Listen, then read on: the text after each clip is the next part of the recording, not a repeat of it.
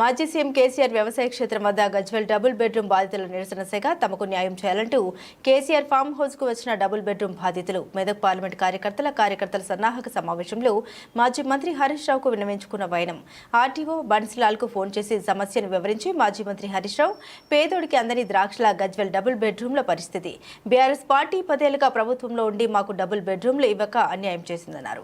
లబ్ధిదారుల ఎంపిక చేసి 2 ఏళ్లు కావస్తున్న 1150 డబుల్ బెడ్రూమ్లు ఇంకా అందజేయలేదు. ఈ రోజు డబుల్ బెడ్రూమ్లపై తాడో పేడో తేల్చుకుంటామంటూ కేసీఆర్ మాజీ సీఎం కేసీఆర్ ఫామ్ హౌస్ కి వచ్చిన డబుల్ బెడ్రూమ్ బాధితులు అక్కడ కూడా రెస్పాన్స్ లేదు సార్. ఇక్కడ న్యాయం ఇక్కడ సేమ్ ఆఫీస్ కాడికి వచ్చినాము. ఇక్కడికి వచ్చినాక కూడా న్యాయం జరుగుతుంది అంటే ఎలాంటి రెస్పాన్స్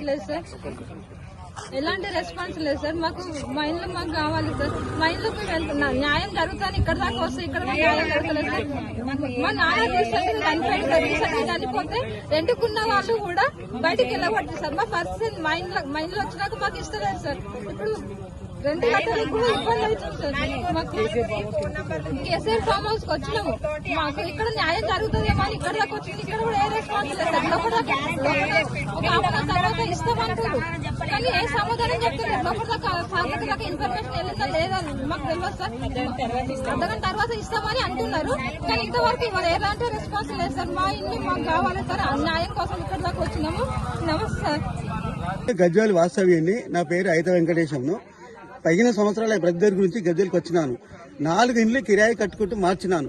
నేను నా అదృష్టంతో సర్వేలో కూడా నా పేరు వచ్చింది. తర్వాత లాటరీలో కూడా నాకు దానికి డబుల్ బెడ్రూమ్ వచ్చినట్టుగా నాకు డాక్యుమెంట్లో నాకు పేరు వచ్చింది. కలెక్టర్ ఆఫీస్లో పోయినాం. కలెక్టర్ ఆఫీస్లో సంయమం పాటించవలసిన వాళ్ళు కూడా లెటర్ పంపారు. కానీ ఎంత ప్రయత్నం చేసినా ఎవ్వరు కూడా మమ్మల్ని మా బాధ పట్టించుకోవట్లేదు. మన హరీష్ రావు కూడా వచ్చి ఆర్టీఓ ఆఫీస్లో ఏం చెప్పిందంటే మీరు 15 రోజుల పాట మీరు ఏం చేస్తారో వాళ్ళకి డబుల్ బెడ్రూమ్ అసిస్టెంట్ చేయండి అని చెప్పి ఆర్టీఓ ఆఫీస్కు ఫోన్ ద్వారా మాట్లాడిండు. కానీ మాకు ఇంత ఏ రెస్పాన్స్ లేదు. కాబట్టి మా ప్రియతమ నాయకుడు కేసీఆర్ని కలిసడానికి వచ్చినాము. అతని ఆరోగ్య రీత్యా కలవడానికి మాకు అవకాశం దొరకలేదు. మరి ఇప్పుడైనా మా ఈ ఛానల్ ద్వారా కేసీఆర్ గారికి మా బాధ ఏందో తెలియాలి. ఆ బాధని అర్థం చేసుకొని మాకు మా సమస్య ఏందో తొందరగా ప్రాబ్లం మాకు సాల్వ్ కావాలి. కావాలని నేను కొట్లాడుతున్నాను. నాకు ఆర్టీఓ ఆఫీస్కి పోయినా, ప్రతాప్ రెడ్డి అన్న దగ్గరికి పోయినాము, కలెక్టర్ ఆఫీస్కి పోయినాము, సిద్దిపేట పోయినాము, అక్కడ పోయినాము, ఇక్కడ పోయినాము. ఎక్కడ నాకు న్యాయం జరగలేదు. ఇక్కడికన్నా రావాలని వచ్చినాము. ఇక్కడికి వచ్చిన తర్వాత కూడా మమ్మల్ని గేట్ బయటకు ఉంచి అర్ధగంట తర్వాత మీకు టైం ఇస్తామని చెప్పారు. ఆ టైం కూడా మాకు ఇవ్వలేదు. ఇవి కూడా మాకు న్యాయం జరుగుతలేదు. మాకు న్యాయం జరగాలి. మిమ్మల్ని చూసుకోనన్నా మేము ఉండామని వచ్చినాము. ఇన్ని రోజులు మాకు గజ్వెల్ గెలిపించిన మేము 3 సార్లు అయినా కానీ మాకు న్యాయం జరగట్లేదు. మాకు ఎందుకని న్యాయం జరుగుతుంది? మేము ఓట్లు వేస్తలేమా? మేము ప్రజలం కాదా? మేము అన్యాయకులమా? మేము మనుషులం కాదా? మేము వృద్ధాన్ని చేస్తలేమా? మేమేం చేస్తలేమా? మాకు ఎలాంటి సాయం చేయట్లేదు. మాకెందుకు సాయం చేయట్లేదు? ఆడిపోతే ఆడికి పోండి, ఈడిపోతే ఈడికి పోండి, ఇక్కడ పోతే ఇక్కడ పోండి అని మాట్లాడుతారు. మాకు అయినా సీఎం ఆఫీస్కి వస్తే మాకు న్యాయం జరగాలని మేము ఇక్కడికి వచ్చినాము. మాకు న్యాయం జరుగుతలేదు. మాకు న్యాయం జరగాలని రిక్వెస్ట్ చేస్తున్నాం సార్. దయచేసి మాకు ఇవ్వాలి.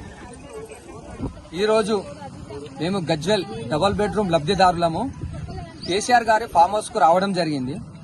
విషయం ఏంటంటే గత సంవత్సరంలో మాకు డబుల్ బెడ్రూమ్ లాటరీ ద్వారా తీయడం జరిగింది. 1100 మందిని లబ్ధిదారులు ఎంపిక చేసిరు. నేటికి 13 నెలలు అవుతుంది. ఇంతవరకు ఆ డబుల్ బెడ్రూమ్ ఇల్లు లేవు, దానికి సంబంధించిన పట్టాలు లేవు. మేము 9 నెలల నుండి తిరగని అధికారి లేడు, తిరగని రాజకీయ నాయకులు లేరు. కలెక్టర్, ఆర్డీఓ, ఎంఆర్ఓ చెప్పుకుంటూ పోతే ఆ లిస్టు మొత్తం పెద్ద చాటభారతమే ఉంటది. అంతమంది అధికారుల దగ్గరికి తిరిగి చెప్పులు అరిగిపోయినాయి. మస్తు ఇబ్బందులు పడ్డాము. అయినా కూడా ఏ ఒక్కరు వచ్చినా అప్పటి మందమే మాకు హామీ ఇస్తారు, వెళ్ళిపోతారు. అర్థం. మొన్న రీసెంట్లీ జనవరి 30 తారీఖు నాడు చౌరస్తాలో ధర్నా చేసినాం. ఆర్డీఓ గారు, ఎంఆర్ఓ గారు వచ్చారు. 15-20 రోజులల్లా మేము ప్రాబ్లం సాల్వ్ చేసేస్తాం, మీకు అక్కడ ఉన్న మల్లన్న సాగర్ ముంపు బాధితులను ఖాళీ చేపించి మిమ్మల్ని అలా పంపిస్తామని చెప్పి హామీ ఇచ్చిర్రు. మీడియా సమక్షంలో, పోలీసు వారి సమక్షంలో, అందరి సమక్షంలో. వారి మాట హామీ ఉత్తి గాలి మాటలు అయిపోయింది. సరే ఇంకా చూసి మొన్న రీసెంట్లీగా హరీష్ రావు గారు గజ్వేల్కి, ఎందుకంటే మా ఎమ్మెల్యే కేసీఆర్ అయినా మాకు ఎమ్మెల్యే హరీష్ రావే కదా. ఎందుకంటే కేసీఆర్ గారు ఎప్పుడు రారు మా గజ్వేల్కి. అదే ఎమ్మెల్యే హోదా మాత్రమే అయినది, కానీ పనులు చేసేది మొత్తం హరీష్ రావు గారు కాబట్టి మొన్న హరీష్ రావు గారు వచ్చారు గజ్వేల్కి కార్యకర్తల మీటింగ్ అని. ఆ విషయం తెలుసుకుని హరీష్ రావు గారి దగ్గరికి వెళ్లి మాట్లాడితే, సరే పదండి ఆర్డీఓ ఆఫీస్కి వెళ్దాం మాట్లాడదామని చెప్పి వచ్చారు. ఆర్డీఓ ఆఫీస్ దగ్గరికి వచ్చి ఆర్డీఓ గారికి తొగుట ఆర్డీఓ గారికి, additional collector Srinivas Reddy sir గారికి ముగ్గురికి ఫోన్ చేసిర్రు. చేసి వారం 10 రోజులలో వీళ్ళ ప్రాబ్లం సాల్వ్ కాకుంటే ఈ పండుగ వెళ్ళినాక వీళ్ళందరితోటి వంటవారు ప్రోగ్రామ్ పెట్టి పెద్ద ఎత్తున ధర్నా చేస్తాం సార్, మరి మంచిగా చెప్తున్నా వినండి అని చెప్పారు. హరీష్ రావు గారు మాకు అనుకూలంగా చెప్పారు, సంతోషమే. కానీ మరి పండుగ వెళ్ళిపోయింది, మరి ఇంతవరకు మరి హరీష్ రావు గారు కూడా మరి మా గురించి పట్టించుకుంటట్లేరు. మరి మొన్న ఆర్డీఓ ఆఫీస్ కాడికి వెళ్ళినాము. వెళ్తే ఆయన ఏమంటాడు, ఆర్డీఓ గారు ఇంకా 3-4 నెలల ముచ్చట చెప్తుండు.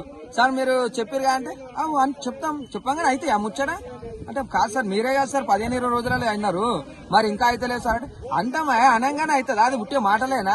అది పెద్ద ప్రాసెస్ ఉన్నది.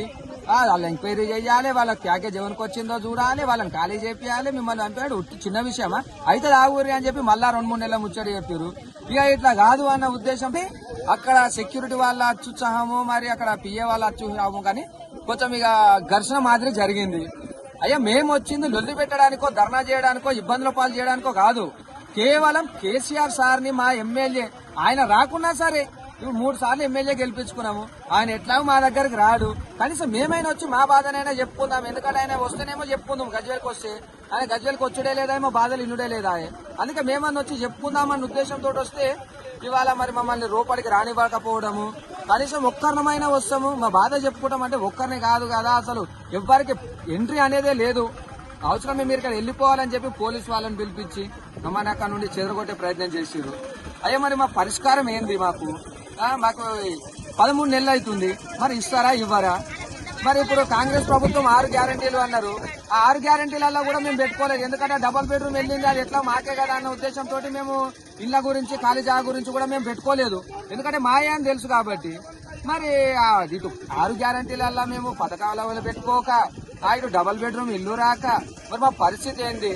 ఇక్కడ మొత్తం గరీబోళ్ళం ఉన్నాము, ఆటో డ్రైవర్లం ఉన్నాము, భర్త లేని వాళ్ళు, వితంతువులు, ఒంటరి మహిళలు, దినసరి కూలీలు, పూట గడిస్తే గానే కాక అసలు ఎంతో మంది ఇబ్బందులు పడుకుంటూ ఉంటూ కిరాయి కట్టలేని ఇబ్బందుల పరిస్థితుల్లో ఉన్నాము. మరి ఎన్నో సంవత్సరాల నుండి ఆ డబుల్ బెడ్రూమ్ అనేది మాకు ఒక కళ.